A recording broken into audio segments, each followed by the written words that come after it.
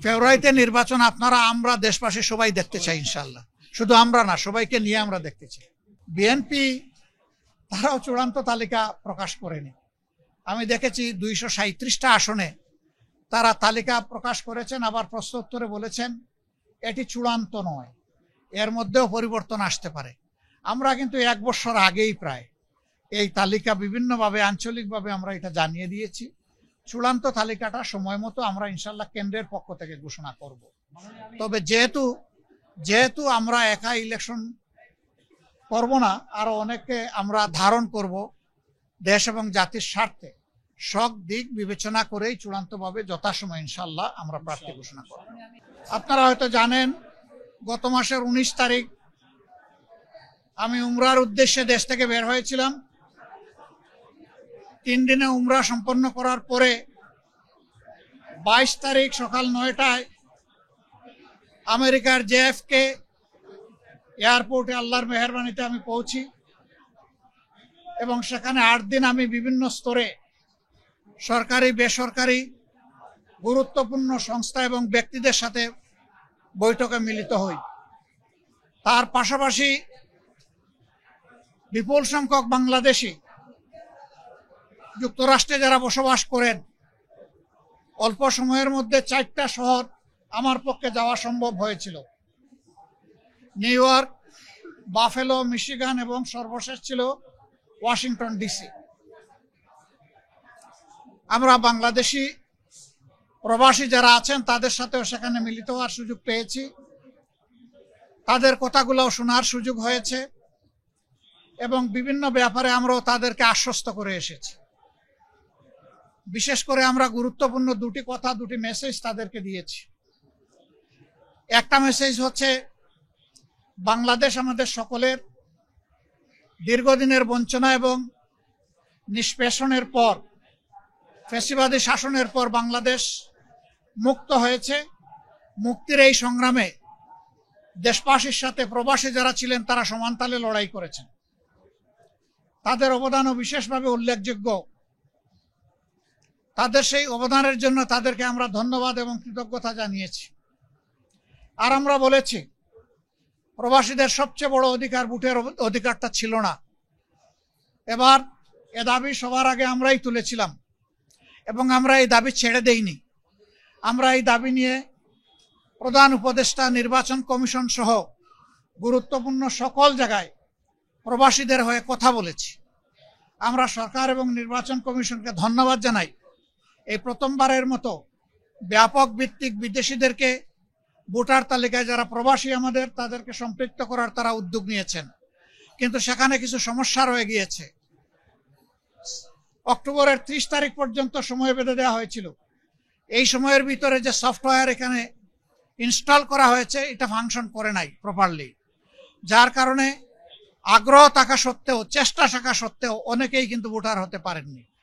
আমাদের দাবি থাকবে নির্বাচন কমিশনের কাছে কমপক্ষে আরো 15 দিন এই সময় বর্ধিত করা হোক এবং যে জটিলতাগুলো রয়েছে সেগুলা সহজ করে তাদেরকে ভোটার হওয়ার সুযোগ তৈরি করে দেওয়া হোক। আরো কিছু সমস্যা আছে, কিছু শর্ত জুড়ে দেওয়া হয়েছে। আমরা বলবো, একজন নাগরিকের প্রমাণের জন্য তার আইডি কার্ড, ন্যাশনাল আইডি যথেষ্ট। তার পাশাপাশি যদি তার একটা পাসপোর্ট থাকে, ভ্যালিড পাসপোর্ট, তাহলে আর কিছুরই প্রয়োজন হয় না। সেখানে কোথায় কারেন্টের বিল কে দিল, পানির বিল কে দিল কি দিল না, হোল্ডিং ট্যাক্স দিল না, অনেকের 10-20 বছর ধরে দেশের বাইরে আছে, তারা এগুলো ব্যবহারও করে না, বিলও দেয় না, বিল দেওয়ার প্রয়োজনও হয় না, সেগুলো শর্ত জুড়ে দেওয়া হয়েছে। আমরা এগুলাকে সহজ করার জন্য আহ্বান জানাবো। এর পাশাপাশি আরেকটা মেসেজ আমরা তাদেরকে দিয়েছি, তাদের দায়িত্ব শুধু দেশকে দেওয়া নয়, দেশের দায়িত্ব তাদেরকে সম্মান দেওয়া এবং মিলেমিশে দেশে প্রবাসে নিবাসে যারা আছেন, আমরা সবাই মিলে সবগুলো হাত একত্রিত করে সবগুলা মেধাকে এক কেন্দ্রে এনে আমরা আমাদের দেশকে নিয়ে ইনশাআল্লাহ আগামীতে সামনে আগাতে চাই।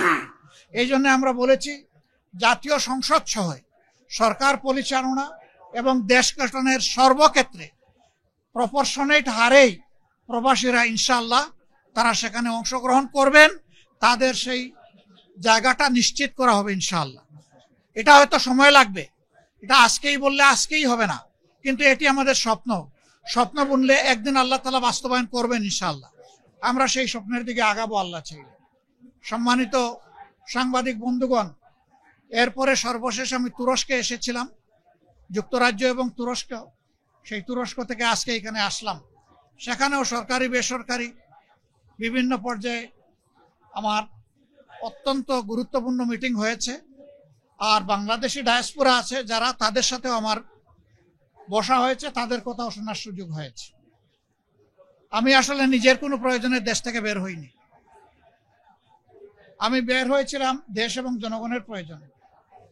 যেখানে গিয়েছি জনগণের স্বার্থকে, দেশের স্বার্থকে সামনে রেখেই কথা বলার চেষ্টা করেছি। এবং যেখানে গিয়েছি একটা কথা বলার চেষ্টা করেছি যে দুনিয়ার সকলের সাথেই আমরা সম্মানজনক সম্পর্ক চাই।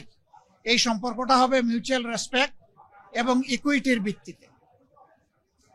আলহামদুলিল্লাহ, আমরা যত জায়গায় গিয়েছি তাদের অ্যাপ্রিসিয়েশন আমরা পেয়েছি। তারাও মন খুলে আমাদের সাথে কথা বলেছেন, আমরাও মন খুলে আমাদের সবগুলা বিষয় তাদের সাথে শেয়ার করেছি। আল্লাহ তাআলার কাছে দোয়া করি এই সফরে যে সমস্ত পদক্ষেপ নেওয়া হয়েছে অথবা আলাপ আলোচনা হয়েছে সেগুলা যেন দেশ এবং জাতির কল্যাণে নিয়োজিত হয়। কোনো ব্যক্তি নয়, গোষ্ঠী নয়, দল নয়, দেশ এবং জাতির জন্য উপকার হয়। প্রথম প্রশ্ন হলো, আমি আমির নির্বাচিত হয়েছি না? আমি আমির নির্বাচিত হইনি। আমার সহকর্মীরা আমার উপর একটা দায়িত্বের ভার অর্পণ করেছে। এই দায়িত্বটা বড় ভারী। আপনারা দোয়া করবেন দেশ এবং দিনের জন্য এই দায়িত্ব পালনে আল্লাহ যেন আমাকে সাহায্য করেন। আর পাশাপাশি আমি আপনাদেরও সহযোগিতা চাই। বিএনপি তারাও চূড়ান্ত তালিকা প্রকাশ করেনি। আমি দেখেছি 237টা আসনে তারা তালিকা প্রকাশ করেছেন, আবার প্রশ্ন উত্তরে বলেছেন এটি চূড়ান্ত নয়, এর মধ্যেও পরিবর্তন আসতে পারে। আমরা কিন্তু 1 বছর আগেই প্রায় এই তালিকা বিভিন্নভাবে আঞ্চলিকভাবে আমরা এটা জানিয়ে দিয়েছি। চূড়ান্ত তালিকাটা সময় মতো আমরা ইনশাল্লাহ কেন্দ্রের পক্ষ থেকে ঘোষণা করব। তবে যেহেতু আমরা একা ইলেকশন করব না, আরো অনেককে আমরা ধারণ করব, দেশ এবং জাতির স্বার্থে সব দিক বিবেচনা করেই চূড়ান্তভাবে যথাসময় ইনশাল্লাহ আমরা প্রার্থী ঘোষণা করব। আমাদের মধ্যে মতানৈক্য হোক, তবে দোয়া করেন মত বিরোধ যেন না হয়। মতের ভিন্নতা থাকবে, এটাই গণতন্ত্রের সৌন্দর্য। সব দল তো এক দল নয়, সবগুলা দল ভিন্ন ভিন্ন, তাদের দৃষ্টিভঙ্গিতেও কিছু পার্থক্য থাকবে, এটাই স্বাভাবিক। আমরা সকলের মতকে শ্রদ্ধার সাথে দেখি।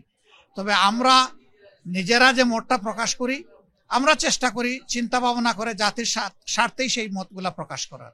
অতএব মতানৈক্য এটা ডেমোক্রেসির সৌন্দর্য। এটার জন্য এখানে বিরোধ লেগে গেছে অথবা অনেককে একেবারে দেশ অস্থির হয়ে গেছে, আমরা এটুকু চিন্তা করতে রাজি নই। না, ওনারা বেঁধে দেয়নি, আমি এটাও শুনেছি ভালো করে। ওনারা অনুরোধ করেছে যে 1 সপ্তাহ সময়ের ভিতরে রাজনৈতিক দলগুলা বসে যদি একটা কনসেনসাসে পৌঁছতে পারে সরকারের জন্য এটা ভালো। এবং আমরাই সবার আগে আমাদের পক্ষ থেকে আমাদের নায়েবে আমির আহ্বান জানিয়েছেন যে আসুন আমরা খোলামেলা আলোচনা করে আমরা সমাধানে পৌঁছি দেশ এবং জাতির স্বার্থে। আমরা আশা করি অন্যরা আমাদের এই আহ্বানকে সাড়া দিবেন ইনশাল্লাহ। গণভোটের ব্যাপারে তো আমরা আমাদের দৃষ্টিভঙ্গি অলরেডি আমরা দিয়ে দিয়েছি। ফেব্রুয়ারিতে নির্বাচন আমরা দেশবাসী সবাই দেখতে চাই ইনশাল্লাহ। শুধু আমরা না, সবাইকে নিয়ে আমরা দেখতে চাই।